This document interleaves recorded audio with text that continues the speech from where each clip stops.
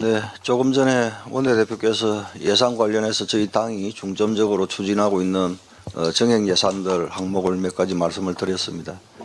그중에 저희들이 다시 한번 강조하고 싶은 것이 하나 더 있습니다. 학업에 열중해야 할 대학생들의 어려움을 조금이라도 덜어주기 위해서 장학금 정액에도 저희들이 심혈을 기울이고 있다는 말씀을 드리겠습니다. 내란몰이와 정치공작은 종식되어야 합니다.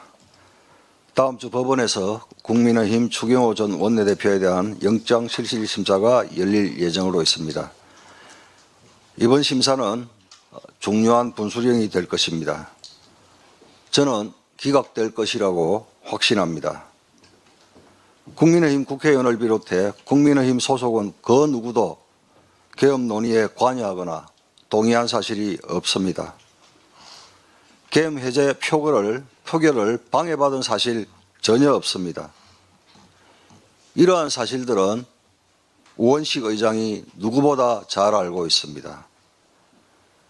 내란몰이의 중심에 서 있는 우원식 의장, 이 침묵은 반드시 그 책임이 따를 것입니다. 더불어민주당이 국민의힘을 내란 정당이라고 말하는 것은 명백한 허위사실이고 정치 공작입니다. 따라서 법원은 법리에 따라 정당하고 공정한 판단을 내려주시기를 바랍니다. 더불어민주당은 근거 없는 내란몰이와 정치 공작을 끝내야 합니다. 이제는 여야가 국가 핵심 산업과 기업을 성장시키고 그 기반에서 일자리를 만들며 민생 경제를 살리는 데 집중해야 합니다. 한국은행이 어제 기준금리를 동결했습니다. 지금처럼 환율이 높고 물가도 높은 상황에서는 금리를 쉽게 내릴 수 없기 때문에 불가피한 결정이었다고 봅니다. 하지만 분명한 점이 있습니다. 이재명 정권이 계속 돈만 풀면 경제가 살아난다는 잘못된 정책을 유지하는 한 금리를 동결해도 고환율, 고물가는 절대 해결되지 않습니다. 올해 이재명 정권은 13조 원이 넘는 소비 쿠폰을 이미 뿌렸습니다. 한국은행 분석에 따르면 이 돈만으로도 물가가 0.3에서 0.6%포인트 올랐다고 합니다.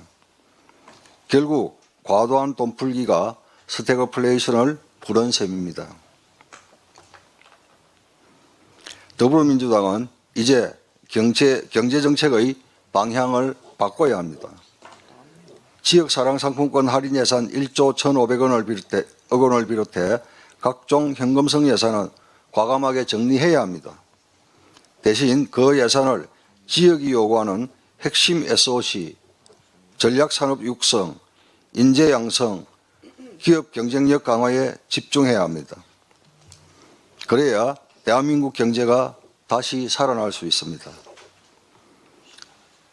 지금 우리는 미래 세대가 잘 살 수 있게 하기 위해 고민하고 또 고민해야 합니다.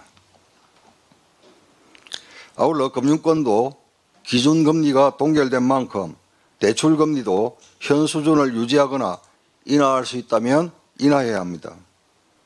금융당국도 기준금리가 그대로인데도 은행들이 슬그머니 대출금리를 올리려는 움직임은 없는지 철저히 점검해야 합니다.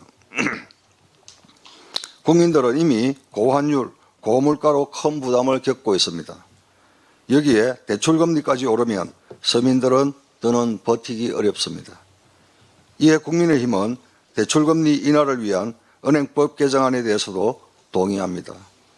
국민의힘은 서민 부담을 덜기 위한 조치라면 무엇이든 열린 자세로 임하겠습니다. 산업안전체계의 근본적 전환이 필요합니다. 고용노동부 발표에 따르면 올해 3분기 산업재해 사망자는 457명으로 지난해보다 늘었습니다. 특히 5인 미만 사업장의 사망자가 약 30% 증가해 작은 사업장이 산업안전의 가장 취약한 곳으로 드러났습니다. 지금까지 정부는 처벌을 강화하는 방식으로 산업안전을 관리해 왔습니다. 그러나 사고는 줄지 않았고 누가 더 책임지나만 논란이 되는 상황이 계속되고 있습니다. 처벌만으로는 안전이 지켜지지 않는다는 것이 증명되었습니다. 이런 상황에서 독일 사례는 저희들에게 중요한 시사점을 줍니다. 독일은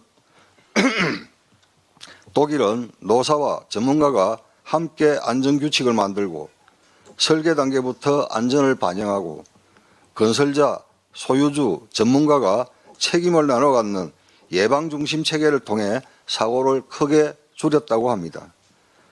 즉, 처벌이 아니라 현장을 바꾸는 예방 시스템이 효과를 낸 것입니다.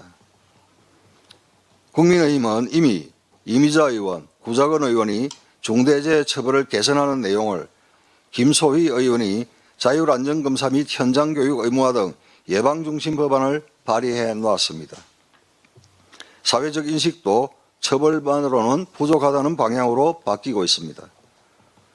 국민의힘은 독일처럼 예방이 중심이 되는 산업안전체계로 전환하겠습니다. 과도한 처벌 중심의 중대재해처벌법과 산업안전보건법을 현장에서 실제로 도움이 되는 안전관리, 현장교육, 책임분담 중심체계로 개선하겠습니다. 여야 민생경제협의체에서도 중대재해처벌법 개선을 논의하겠습니다. 이상입니다.